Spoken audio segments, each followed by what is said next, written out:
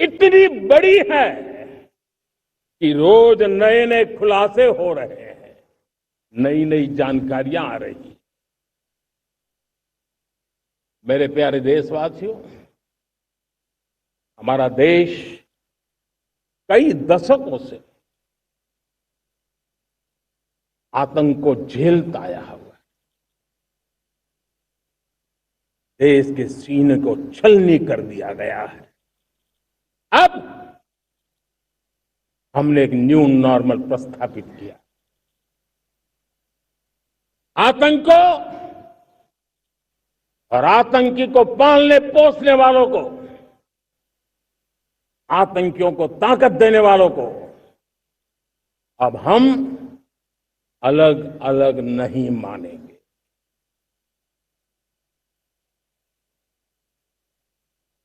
वो मानवता के समान दुश्मन है, उनके बीच कोई फर्क नहीं है। अब भारत ने तय कर लिया है कि न्यूक्लियर की धमकियों को अब हम सहने वाले नहीं हैं। न्यूक्लियर ब्लैकमेल लंबे अरसे से चलाया, अब वो ब्लैकमेल नहीं सहा जाएगा।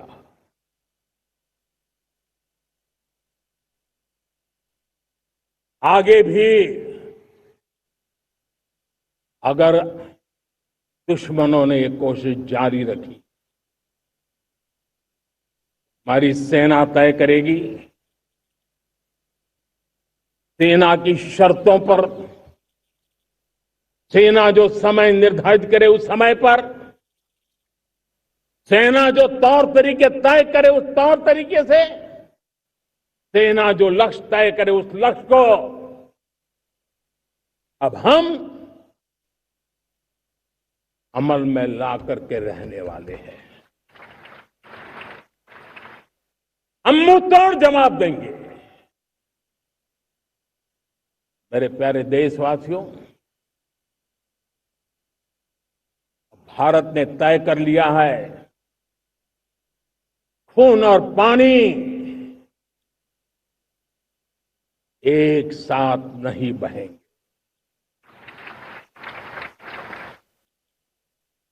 अब देशवासियों को भली भांति पता चला है कि सिंधु का समझौता कितना अन्यायपूर्ण है, कितना एक तरफा है। भारत से निकलती नदियों का पानी दुश्मनों के खेत को सींच रहा है और मेरे देश के किसान, मेरे देश की धरती पानी के बिना प्यासी है।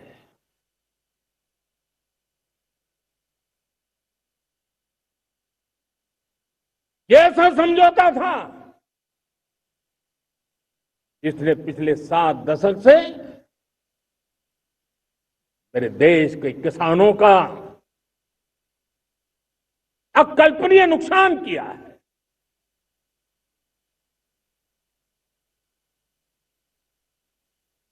अब हिंदुस्तान के हक का जो पानी है उस पर अधिकार सिर्फ और सिर्फ हिंदुस्तान का है, हिंदुस्तान के किसानों का है। भारत कतई सिंधु समझौते को, उस स्वरूप को दशकों तक सहा है, उस स्वरूप को आगे नहीं सहा जाएगा।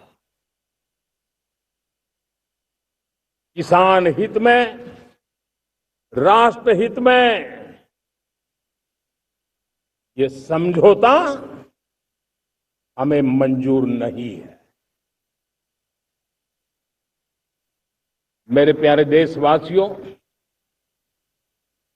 आजादी के लिए असंख्य लोगों ने बलिदान दी, अपनी जवानी खपा दी, जेलों में जिंदगी गुजारी है। फांसी के तख्त पर लटके हैं, कुछ लेने पाने बनने के लिए नहीं, मां भारती के स्वाभिमान के लिए, कोटि कोटि जनों की आजादी के लिए, गुलामी की जंजीरों को तोड़ने के लिए। और मन में एक ही भाव था, स्वाभिमान।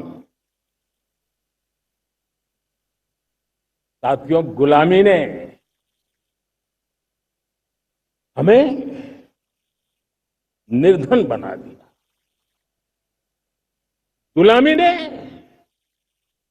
हमें निर्भर भी बना दिया, औरों पर हमारी निर्भरता बढ़ती गई।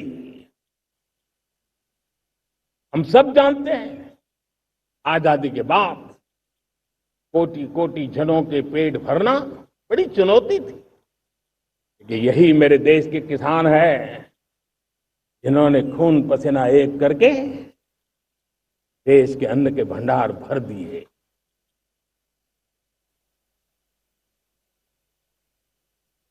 अनाज के संबंध में देश को आत्मनिर्भर बना दिया। एक राष्ट्र के लिए आत्मसम्मान की सबसे बड़ी कसौटी आज भी उसकी आत्मनिर्भरता है। और मेरे प्यारे देशवासियों, विकसित भारत का आधार भी है आत्मनिर्भर भारत।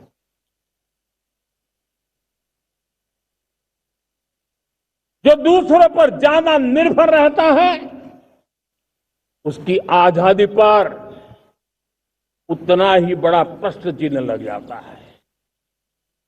और दुर्भाग्य तो तब बन जाता है जब निर्भरता की आदत लग जाए, पता ही ना चले हम कब आत्मनिर्भरता छोड़ रहे हैं और कब किसी के निर्भर हो जाते हैं। ये आदत खतरे से खाली नहीं है, और इसलिए प्रति पल जागरूक रहना पड़ता है आत्मनिर्भर होने के लिए। और मेरे प्यारे देशवासियों, आत्मनिर्भरता का नाता सिर्फ आयात और निर्यात, रुपये, पैसे, पाउंड, डॉलर, यहां तक सीमित नहीं है। इतना सीमित अर्थ उसका नहीं है। आत्मनिर्भरता का नाता हमारे सामर्थ्य से जुड़ा हुआ है। और जब आत्मनिर्भरता खत्म होने लगती है तो सामर्थ्य भी निरंतर क्षीण होता जाता है। और इसलिए हमारे सामर्थ्य को बचाए रखने, बनाए रखने और बढ़ाए रखने के लिए आत्मनिर्भर होना बहुत अनिवार्य है। साथियों, हमने ऑपरेशन सिंदूर में देखा है मेड इन इंडिया की कमाल क्या थी।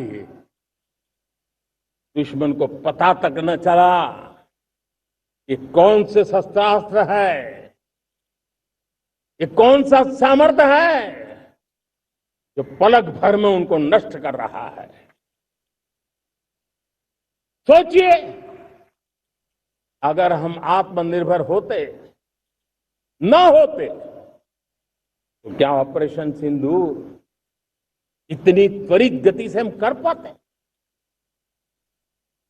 पता नहीं कौन सप्लाई देगा, नहीं देगा, साजो सामान मिलेगा, नहीं मिलेगा, इसी की चिंता बनी रहती। लेकिन हमें मेड इन इंडिया की शक्ति हमारे हाथ में थी, सेना के हाथ में थी।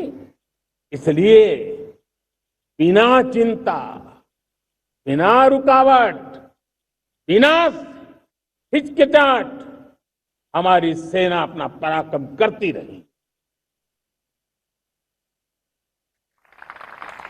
और ये पिछले 10 साल से लगातार डिफेंस के क्षेत्र में आत्मनिर्भरता पर हम एक मिशन लेकर के चले हैं। उसके नतीजे आज नजर आ रहे हैं। साथियों, मैं एक और विषय पर आपका ध्यान आकर्षित करना चाहता हूं। ये बात से कोई इनकार नहीं कर सकता कि 21वीं सदी टेक्नोलॉजी ड्रिवन सेंचुरी है। और जब टेक्नोलॉजी ड्रिवन है और इतिहास की तरफ नजर करें तो पता है, इतिहास गवाह है, जिन जिन देशों ने टेक्नोलॉजी में महारत हासिल की, वो देश विकास की ऊंचाइयों को पार कर गए, शिखर पर पहुंच गए। आर्थिक शक्ति नए पैमाने पर पहुंचती गई। हम जब टेक्नोलॉजी के अलग अलग आयामों की बात करते हैं तो मैं आपका ध्यान आकर्षित करता हूं सेमीकंडक्टर्स पे। उदाहरण के तौर पे बताता हूं, मैं यहां लाल किले से किसी सरकार की आलोचना करने के लिए खड़ा नहीं हुआ और नहीं मैं करना चाहता, लेकिन देश की युवा पीढ़ी को जानकारी होना भी उतना जरूरी है। हमारे देश में 50-60 साल पहले सेमीकंडक्टर को लेकर के फाइलें शुरू हुई। 50-60 साल पहले फैक्ट्री का विचार चालू हुआ।